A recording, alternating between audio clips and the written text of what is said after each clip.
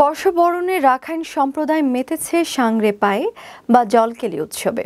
পুরনো বছরকে বিদায় আর নতুন বছরকে বরণ করে নিতে রাখাইনরা এই কর্মসূচি পালন করে।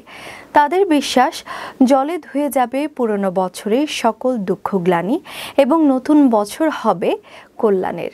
উৎসবটি রাখাইনদের হলেও কালক্রমে এটি কক্সবাজারে ঐতিহ্যবাহী সংস্কৃতির অংশ হয়ে উঠেছে।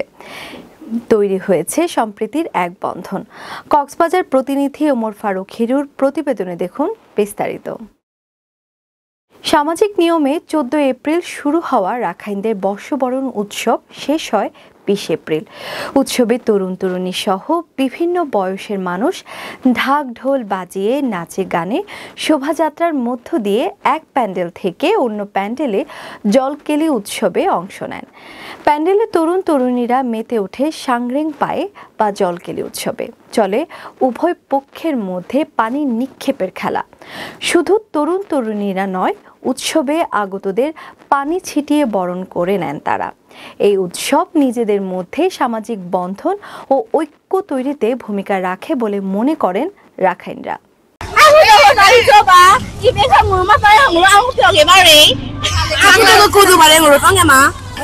সবাইকে নমস্কার। আমরা আমাদের সংগ্রামে আমরা অনেক মজা করছি। সবাইকে শুভেচ্ছা জানাই। মানে পুরাতন বছরকে বিদায় দিয়ে নতুন বছরকে স্বাগতম জানাই।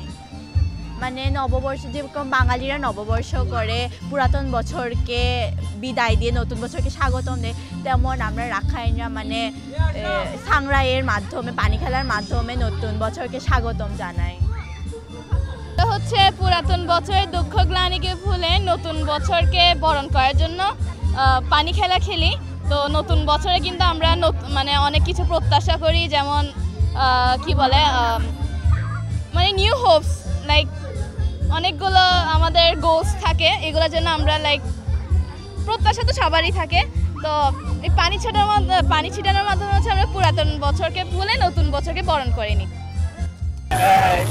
আমাদের রাখাইন সম্প্রদায়, তারপরে মুসলিম থেকে শুরু করে যারা এখানে আসছেন, আজকে সকলকে শুভেচ্ছা জানাচ্ছি। কারণ আজকে আপনারা নিশ্চয়ই জানেন যে আসলে উৎসবে পরিণত হয়েছে এই সাংরে উৎসবটা।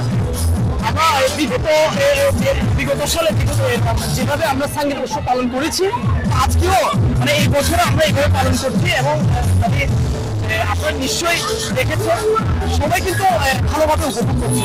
আমার কাছে খুবই ভালো লাগছে। আমি এই ধরনের প্রোগ্রামে এই ফার্স্ট টাইম এসেছি। এদের সংস্কৃতিটা আমার কাছে খুবই আমি উপভোগ করছি, অনেক ভালো লাগছে। এদের আন্তরিকতা দেখে আমি সত্যি নিজেকে সৌভাগ্যবান মনে করছি এবং আমি বিরক্ত যে এমন একটা প্রোগ্রামে আমি অ্যাটেন্ড করতে পেরেছি।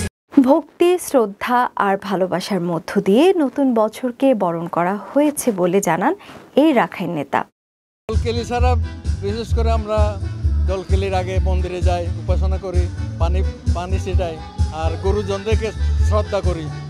আমরা যেখানে থাকি না কেন সবাই পালন করে এই অনুষ্ঠান। আমরা সাংস্কৃতিক অনুষ্ঠান, প্যান্ডেল আর বিভিন্ন প্যান্ডেলগুলোকে আমরা সহযোগিতা করি যতটুকু পারি। এই উৎসব রাখাইনদের হলেও এখানে পর্যটক সহ সকলেই অংশগ্রহণ করেন।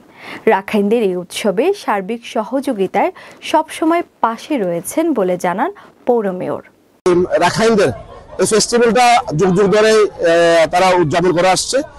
প্রতিবার আমরা পৌরসভা থেকে বিভিন্ন সহযোগিতা করে থাকি এবং আমি ব্যক্তিগতভাবে তাদের কাছে সহযোগিতা আসছি এবং তারা পৌরসভায় থেকেও আমরা একটা সহযোগিতা প্রতি বছর 2 বছর ইনশাআল্লাহ দিব। তো আমরা সবাই চাচ্ছি একটা বাংলাদেশে একটা সৌহার্দ্যপূর্ণ অবস্থানে সবাই যার যার উৎসব পালন করুক ও আনন্দের সাথে পালন করুক। এই ধরনের উৎসবে সরকারের পক্ষ থেকে সার্বিক সহযোগিতা ও নিরাপত্তা নিশ্চিত করা হয়। তারই অংশ হিসেবে সাংস্কৃতিক কেন্দ্রের পক্ষ থেকে সহযোগিতা করা হয়েছে বলে জানান জেলা প্রশাসক।